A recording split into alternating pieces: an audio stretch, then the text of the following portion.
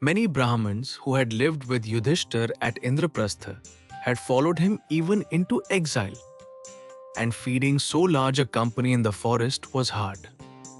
Then a sage named Lomsa came to the Pandavas and gave practical advice. A great retinue cannot move freely on pilgrimage. Reduce your following. Yudhishthir had long felt the same difficulty, and now he acted on it. He gathered his followers and spoke gently. Those unused to hardship, or who came only out of loyalty, are free to return to Dhritarashtra or to go to Drupad of Panchala. Many bowed and took their leave, and the camp thinned to those who could bear the hard road. It was a kindness dressed as a dismissal. He would not have others starve for love of him. So, with a small band, the Pandavas set out to visit the holy places, gathering at each the stories and traditions that clung to it. This is how the forest years pass in the epic. Not only in grief, but in pilgrimage and in the hearing of old tales. And one of the tales they heard was the strange and wonderful story of the sage Agastya. It began with a disturbing sight. Agastya once came upon a group of spirits hanging head downward over a pit, dangling in wretched discomfort.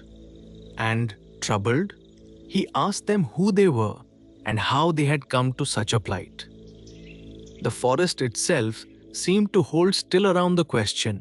Dear child, they answered, we are your own ancestors. Unless you pay your debt to us by marrying and begetting children, there will be no one to offer us the rites when you're gone. And so we hang here in this austerity, hoping to move you to save us. It was a duty spoken from beyond the grave, and it went straight to Agastya's heart. So the great ascetic, who had never thought of marriage, resolved to marry. And far off, the childless king of Vidarbha, careworn for want of an heir, came seeking Agastya's blessing, and fate, quietly, began to braid the two threads together. The sage received the grieving king with kindness, already sensing the shape of what was to come. Agastya granted the boon with a condition. You shall have a beautiful daughter, he told the king, but she must be given in marriage to me.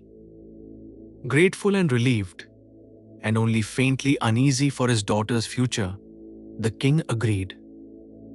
In time, the queen bore a radiant girl, and they named her Lopamudra, who grew as a lotus grows toward the sun.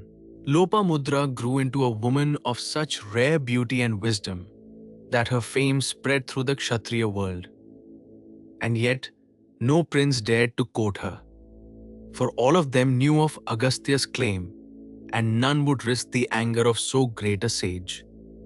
So she lived in the quiet glow of her parents' love, untouched, awaited, as though the world were holding its breath for her. At last, Agastya came to Vidarbha to claim her, and the king's heart was torn. To give his delicately raised daughter to a forester sage, to a life of bark and hardship. It grieved him, yet to refuse the sage was to court disaster. So he sat in sorrow, unable to speak either yes or no, and the palace grew heavy with his unhappiness. But Lopamudra saw her parents' grief, learned its cause, and settled it herself in a moment. I am ready, she told them gently. Indeed, I wish to marry the sage.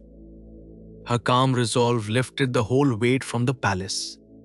The king and queen wept with relief, and the marriage was prepared with blessings. She had chosen the hard road with open eyes. The wedding was celebrated with reverence and joy. Lopamudra adorned in exquisite jewels and robes. But as she made ready to leave with her husband, Agastya asked her to give up her costly ornaments and fine clothes.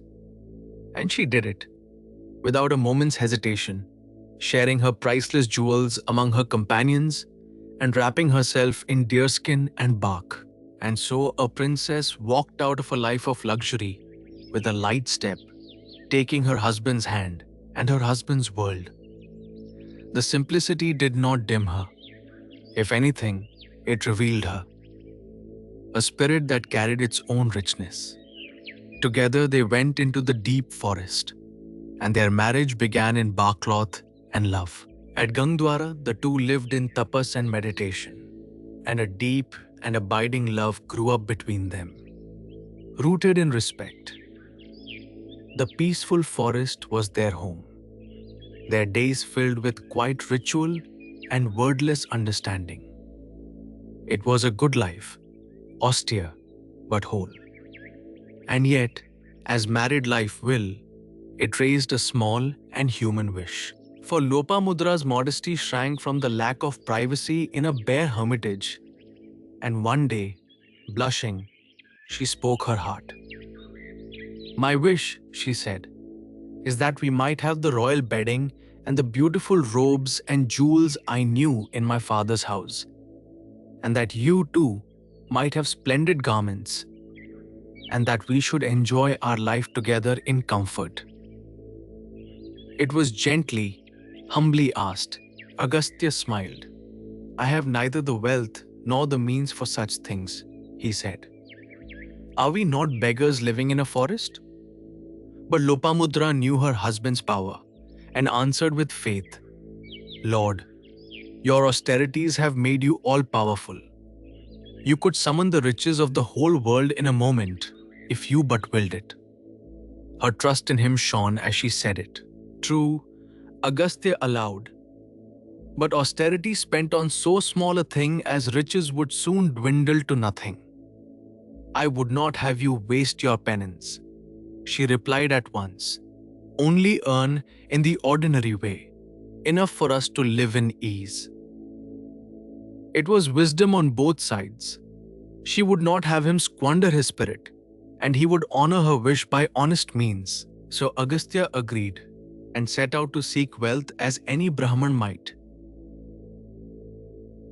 By asking of kings, he went first to a famously wealthy king and asked plainly, "Give me what I seek, but without loss or injury to anyone." The king honestly opened his accounts, all the state's income, all its spending, and bade the sage take what he judged fit. But Agastya, reading the ledgers, found there was no true surplus. Every coin was already owed to the welfare of the people. "To take a gift here," said Agastya, "would only burden the citizens. I will look elsewhere." The king, impressed, went with him to another kingdom, and there it was the same. Here the epic teaches a maxim of good rule. A king should tax his people no more than rightful public need requires, and whatever is taken from the revenues as a gift is a weight added to the subjects' backs. Then Agastya thought of trying his luck with the wicked asura Ilvala, and here the tale turns dangerous. For Ilvala and his brother Vatapi nursed an implacable hatred of Brahmans and had devised a horrible way to kill them. Ilvala would invite a Brahman to a lavish feast, and by his magic turn his brother Vatapi into a goat, and cook and serve that goat to the guest. Then, the feast over, Ilvala would call out, "Vatapi, come forth!" For he had the art of reviving the dead. And Vatapi, alive again inside the guest's body, would tear his way out with fiendish laughter, killing the Brahman in the doing. Many holy men had died this way. So when Ilvala heard that Agastya was near, he rejoiced. Here, he thought, was another victim delivered into his hands.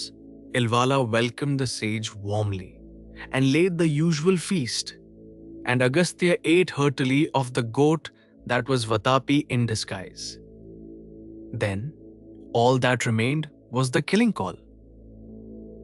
Ilvala cried out the magic words, "Vatapi, come forth." But Agastya only smiled, and gently rubbing his stomach, said, "O Vatapi, be digested for the peace and good of the world." Ilvala called again and again, frantic now. And there was no answer, for Vatapi was already digested and gone. The old trick had been tried, At last, on the wrong guest, the terrified Asura bowed low and surrendered to Agastya all the riches he had come to seek. And so the sage returned to Lopamudra with wealth enough to grant her wish. Then, Agastya asked his wife what she would rather have for a child: 10 ordinarily good sons, or one exceptional son with the strength and worth of 10. Lopamudra chose the one, a single supremely virtuous and learned son. And in time, she was blessed with exactly such a boy, a jewel of a child worth a whole houseful. And there is one more Agastya tale the pilgrims heard, of the day he tamed a mountain. The Vindhya range grew jealous of Mount Meru, around which the sun and moon and planets circle, and began to rise higher and higher in envy, until its swelling peaks threatened to block the paths of sun, moon, and stars altogether. It was a danger to the whole ordered world, and the gods, unable to stop it, came in alarm to Agastya. Agastya went to the Vindhya mountain, which revered him, and asked a simple thing: "Best of mountains, bow low and stop your growing until I have crossed you on my way south and back. Then grow as you please." Out of respect, the great mountain bent itself low to let the little sage pass. But Agastya crossed to the south and made his home there, and never returned north. And so, to this day, the Vindhyas remain bowed and arrested in their growth, forever waiting for a sage who will not come back.